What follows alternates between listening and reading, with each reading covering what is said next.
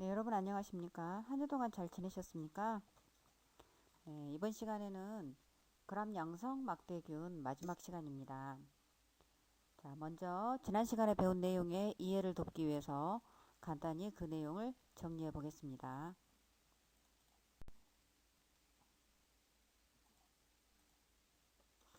네, 산소성 그람 양성 막대균의 종류로 코리네박테리움 디프테리아, 그리고 가드네넬라 바자이날리스, 리스테리아 모노사이토제네스, 에리스펠로트릭스 루시오페시에, 그리고 락토바실러스, 아포를 형성한다는 바실러스, 그리고 약간의 다른 그람 양성 막대균과는 다른 성격을 가진 노카디아가 있었습니다. 네, 아포를 갖고 있는 그람 양성 막대균은 바실러스라고 했고요. 저렇게 화살표를 보시면 아포가 말단에 형성되어 있는 것을 관찰할 수 있습니다. 그리고 노카디아는요, 분지형 그람 양성 막대균으로 다른 그람 양성 막대균과는 약간의 다른 모양을 하고 있습니다. 특히 코르네박테리움의 디프테리아균이 중요하다고 말씀을 드렸고요. 선택배지의 종류와 기능, 그리고 최종 동정 시험에 관해 말씀을 드렸습니다. 자, 그런데 실습 수업 시간에 디프테리아 최종 동정 시험인 일렉 테스트에 대해서 제 설명이 부족했는지 여러분들이 실습 노트를 작성하시는데 매우 어려워하셨습니다. 그래서 독소 생성 시험에 관하여 다시 한번 설명드리겠습니다.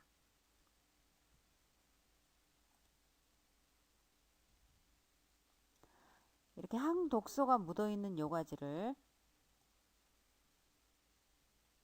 여기죠. 항독소가 묻어있는 요가지를요, 페트리 디시 바닥에 먼저 놓습니다. 그리고 아직 식지 않는 게를 붓습니다. 그러면 시간이 지나면 겔이 굳겠죠. 자, 다 굳은 다음에는요, 이렇게 네가티브 컨트롤과 포지티브 컨트롤을 하시, 여기네요. 포지티브 컨트롤을 접종을 하시고, 그리고 독소 생성이 의심되는 환자 검체를, 환자의 균이죠. 디프테리아라고 이미 동정이 끝난 디프테리아라고 이미 동정이 끝난 상태의 환자 샘플이 되겠습니다. 이것을 이렇게 직각으로 획선을 하신 후에 37도씨에서 하루 동안 인큐베이션을 시킵니다.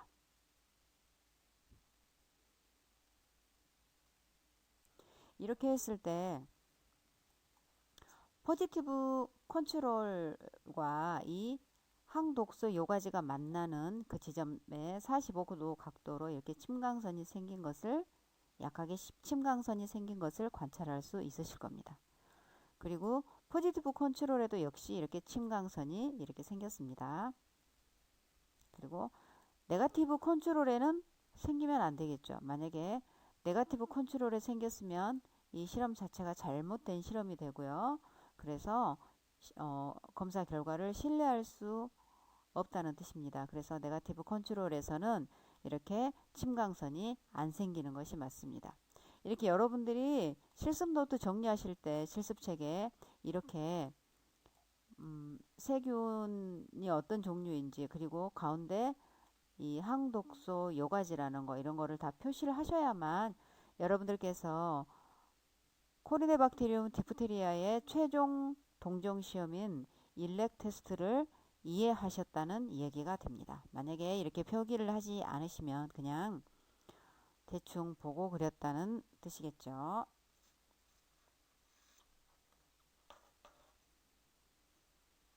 자, 그러면 이번 시간에는 산소성 그람 양성 막대균 중에서요, 아포를 생성하는 바실러스에 관하여 설명드리겠습니다.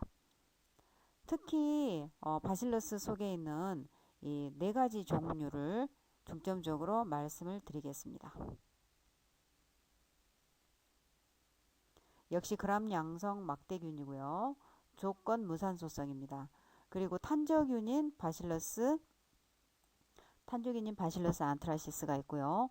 식중독을 일으키는 바실러스 세레우스, 그리고 비병원성 세균이면서 우리가 고초균이라고 부르는 바실러스 서브틸리스가 있습니다. 그리고 지난 시간에 가압 멸균할 때 생물학적 인디케이터로 사용한다고 제가 바실러스 스테로서머필러스가 있다고 기억하시라고 말씀을 드렸을 거예요. 그래서 이 네 가지의 바실러스 그람 양성 막대균들을 기억하시면 되겠습니다.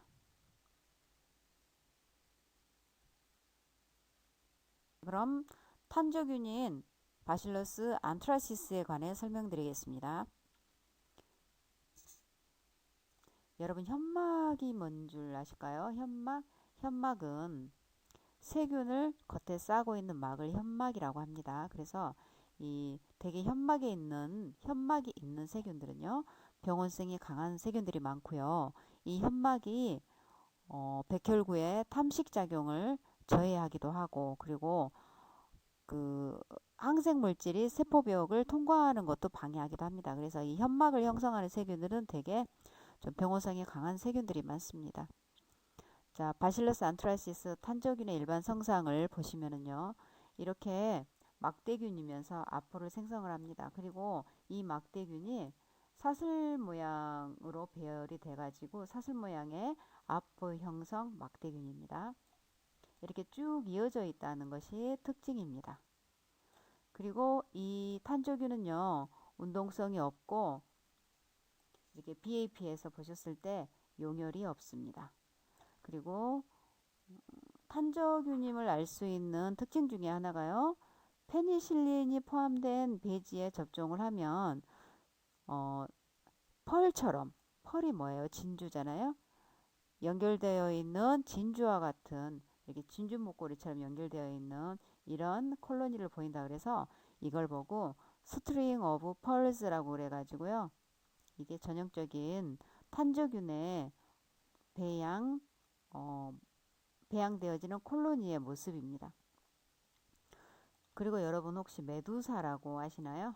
참 이거 인터넷에서 한번 검색을 해보세요. 이 메두사를 검색해 보시면 이 메두사의 머리카락이 무엇으로 구성되어 있는지 보시면 여러분들 깜짝 놀라실 겁니다. 저도 깜짝 놀랐습니다. 이렇게 메두사의 머리카락처럼 이렇게 메두사의 머리카락인데요. 여기 콜로니 가장자리를 보시면은요, 이걸 자세히 좀 현미경 같은 걸로 확대를 해서 보면 이렇게 메두사 머리처럼 이 가장자리가 이렇게 그 뭐라고 해야 되나요? 실처럼 이렇게 나와 있다고 해야 되나요? 요런 메두사 머리 형태를 하는 것이 이 탄저균의 특징이라고 합니다. 그리고 탄저균을 우리가 이게 이 균이 탄저균이라고 말하기 위해서 하는 또 검사 방법이 있어요. 그게 아스콜릿 침강 반응인데요. 네, 이것은 여러분들 실습 시간에 좀 더 자세하게 설명드리도록 하겠습니다. 자, 또 제가 네이버에서 탄저균에 대해서 제가 검색을 해봤습니다. 여러분들도 제 설명이 부족하거나 궁금한 게 있으시면 네이버나 구글을 통해서 반드시 검색을 하셔가지고 여러분들이 궁금한 내용들을 해결하시는 게 좋습니다. 저도 여러분께 수업을 드릴 때 또 제가 100% 다 하는 게 아니기 때문에 많이 검색을 해보고 이런 그림들도 구글에서 많이 가져와서 여러분들께 이렇게 보여드리고 설명을 드리는 거거든요. 그래서 요즘은 구글이 너무 잘 돼 있어요. 학습하시는데. 그래서 많이 참고를 하시면 좋겠어요. 자, 탄저병에 대해서 네이버 지식 백과에는 뭐라고 나왔는지 한번 읽어보시기 바랍니다. 탄저병은 탄저균 감염에 의해 발생하는 급성 감염 질환이다. 자, 탄저균이 어느 경로로 감염이 됐느냐에 따라서 호흡기 탄저, 피부 탄저, 위장관 탄저로 구분을 한다고 하네요. 근데 쭉 한번 원인을 한번 쭉 읽어보세요. 흙 속에 산다고 했죠. 주로 누가 이 탄저균에 의해서 감염이 된다고 나와 있습니까? 초식동물. 여러분들이 알고 있는 초식동물 하면 뭐가 있을까요? 소가 초식동물이잖아요. 네. 쭉 읽어보세요.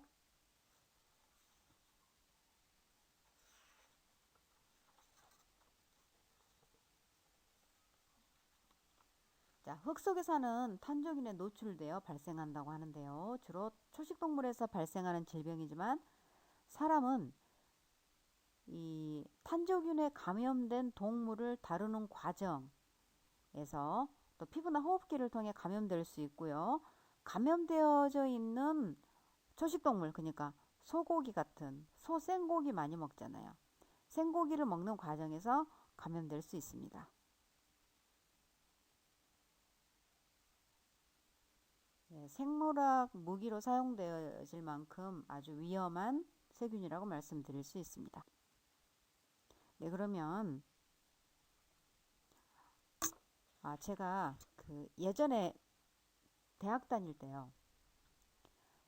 보건환경연구원에 제가 실습을 나간 적이 있어요. 거기 미생물과에서 제가 약 4주 정도 실습을 했는데 그때 그 연구사님께서요. 어느 그 시골 마을에서 그 죽은 소로부터 검체를 채취해 가지고 오셔가지고 그걸 검사를 하는 걸 봤어요. 그러면서 탄저균이라고 하셨거든요. 그러면서 집단 폐사가 됐대요. 그 축사에 있는 소들이 다 죽었다고 하더라고요.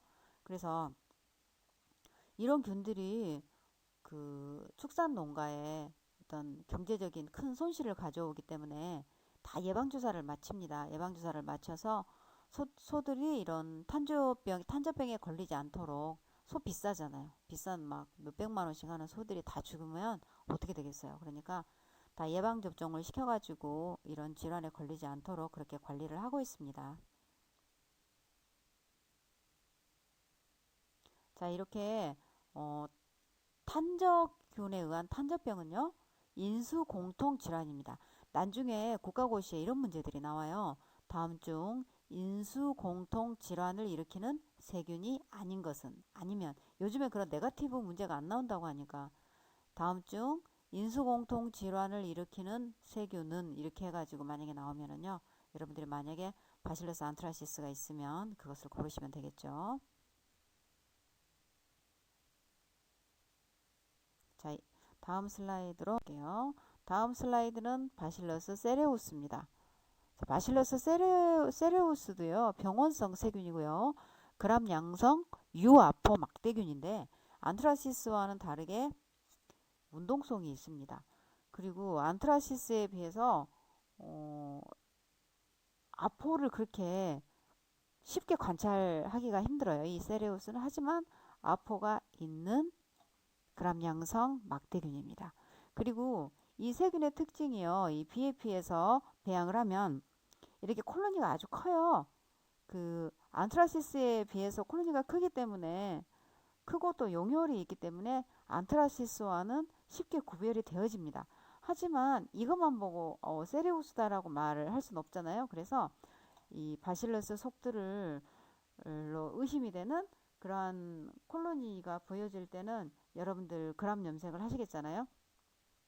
그럼 그람 염색을 하신 후에도 다른 생화학적인 그런 검사를 몇 가지 하셔야만 이게 바실러스 세레우스인지 안트라시스인지 또 다른 뭐 섭틸리스인지 등인지를 알 수가 있습니다. 그리고 이 바실러스 세레우스는요, 식중독을 일으키는 식중독의 원인균이라고 합니다.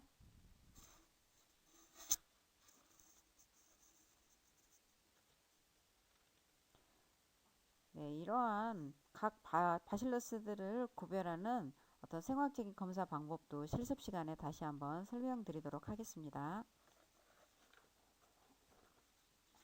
네, 이 표를 보시면 이게 바실러스 안트라시스 가장 병원성이 강한 바실러스 안트라시스와 그리고 나머지 바실러스 세레우스와 다른 바실러스들의 어떤 특징들이 나와 있어요. 여기 보시면 바실러스 안트라시스는 헤몰라이시스도 없고요.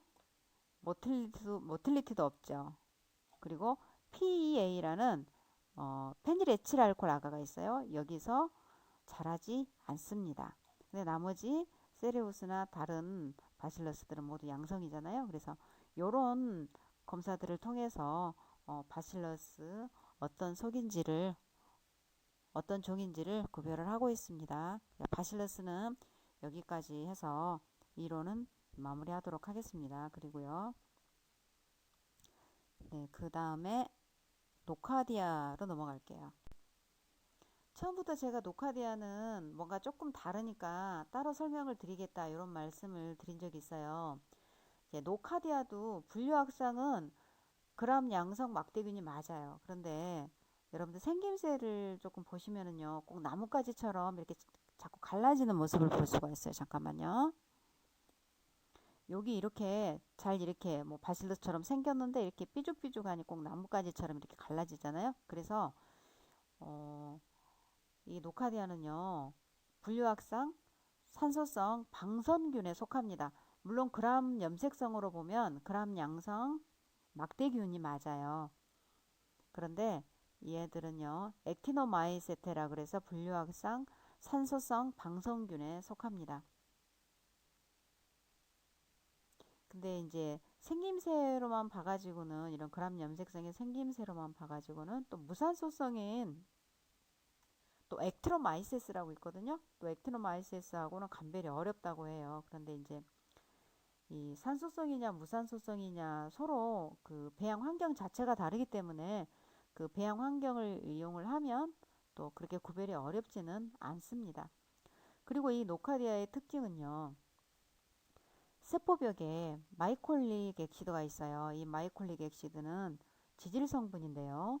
결핵균과 같은 그 세균들이 이런 마이콜릭 엑시드에 쌓여 있어 가지고 그람 염색이 잘 되지 않고, 그리고 염색을 할 때 이 리피드 성분들을 히팅을 시켜가지고 녹여야 되는 그런 성분인데요. 요 노카디아의 세포벽에 이 마이콜릭 엑시드가 있대요. 그래서 그 그람 염색을 해서 보면은요, 이 그림에 잘 보이지는 않지만 중간중간에 이렇게 좀 약간 그 끊긴 듯하다고 해야 되나요? 그래가지고 글쎄 꼭 이렇게 어떤 사슬 모양처럼 그렇게 보인다고 해야 되나? 아무튼 이렇게 완벽한 그람 염색이 완전하게 이렇게 세포벽에 염색이 된 것 같은 그런 형태는 아니게 염색이 됩니다. 불완전하게 염색이 되는 거죠. 또 마찬가지로 이 마이콜릭 엑시드가 결핵균처럼 그렇게 완벽한 상태는 또 아니고 또 항산성이 있긴 한데 또 그 항산성 자체가 또 약해요. 그래서 이렇게 키년 염색 같은 그런 항산성 염색을 하면 또 이렇게 보여지거든요.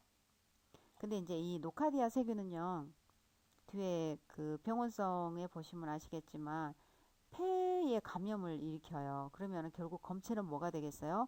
객담 같은 게 되겠잖아요. 그래서 객담을 가지고 저희가 주로 이렇게 하는 검사들이 물론 폐렴의 원인균을 찾기 위한 일반 세균 배양 검사도 하지만 여러분들 잘 아시다시피 그 기침 오래 하고 하면 뭘 의심해요? 결핵 의심하잖아요. 그래서 객담을 가지고 결핵균 염색 검사도 하고 배양 검사도 하고 뭐 PCR 분자생물학적인 PCR 검사도 하고 그러는데 이 객담을 가지고 결핵균 염색 항산성 염색을 했는데 항산성균처럼 생겼는데 왠지 염색은 좀 약하고 너무 길다랗고 이런 것들이 보이는 경우가 있어요, 간혹. 그러면은 이 사람은 어떤 폐에 염증을 일으켰지만 결핵이 아닌 노카디아에 의한 감염일 수도 있어요. 그래서 요거를 그런 경우에는 그 객단 검체를 다시 SDA에다가 심어가지고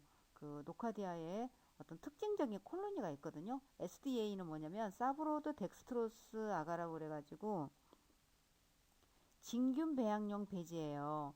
이렇게 사면 배지로 만들 수도 있고요. 이렇게 동그랗게 평판 배지를 만들어서 사용할 수도 있어요. 여러분들 교과서를 보시면 평판 배지 SDA가 나올 거예요. 평판 배지 SDA에 뭐 흙냄새가 난다.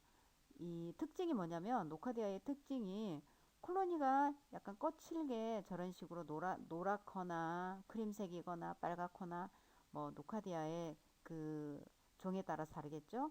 그러면서 흙냄새가 나는 게 특징이에요. 원래 노카디아가 또 토양에 기생을 하잖아요.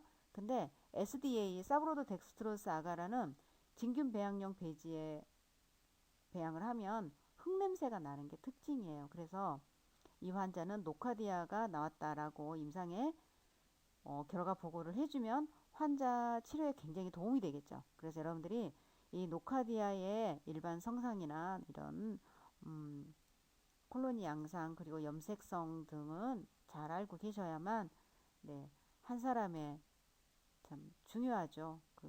내가 폐결핵이냐 아니냐 뭐 어떤 약으로 치료할 것이냐는 음, 환자에게 있어서는 굉장히 중요한 일이잖아요. 그래서 여러분들이 아주 중요한 일을 아주 소중한 한 사람에게는 아주 소중한 일을 할 수가 있어요. 그래서 이 노카디아를 반드시 기억을 하시길 바랍니다. 그리고 이 노카디아가 또 특징이 뭐냐면요.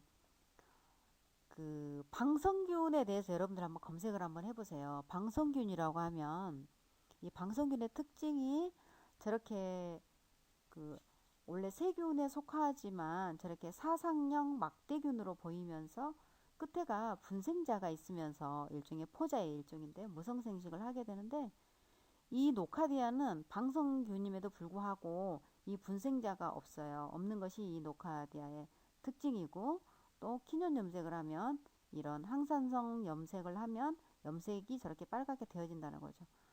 일반 세균들은 저렇게 항산성 염색에서 염색되어지지 않습니다. 다른 그람 양성 막대균들은. 하지만 이 노카디아는요 저렇게 약한 항산성이 있기 때문에 저렇게 키년 염색이나 젤 릴슨법이나 또 오라민과 같은 그런 형광 염색에도 염색이 되어집니다. 여러분들이 그런 노카디아의 특징을 기억하시길 바라고요. 네, 그 다음 슬라이드에서는 원성에 대해서 말씀을 드릴게요.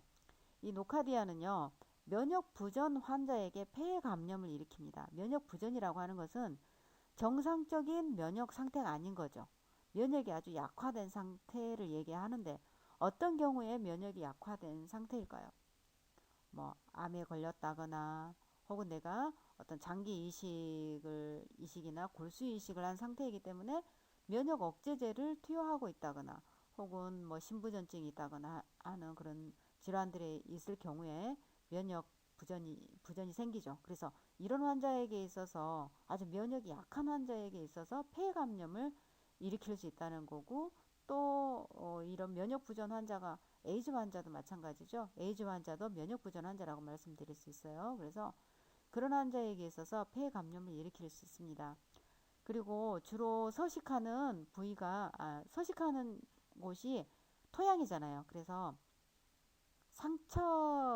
상처가 있을 때 토양에 그 상처가 노출이 되면 그 상처를 통해서 이런 노카디아가 감염을 일으키는 피부 감염이 일어날 수 있습니다. 자, 이렇게 해서 오늘 여러분께 이런 산소성 그람 양성 막대균 노카디아까지 다 설명을 이렇게 드렸습니다. 그리고 여러분들이 이렇게 수업만 받고 끝나지 마시고요. 반드시 제가 꼭 부탁드리는 게 뭐예요? 교과서 보시는 거잖아요. 여러분들 교과서를 통해서 반드시 복습을 하셔야 합니다. 그리고 교과서를 읽어봐도 잘 이해가 안 되는 부분은요. 저한테 카톡으로 질문을 하셔도 되고 또 곧 있으면 대면 수업을 하게 되니까 그때 저에게 개인적으로 질문을 하셔도 되겠습니다. 네, 여러분 수고하셨습니다.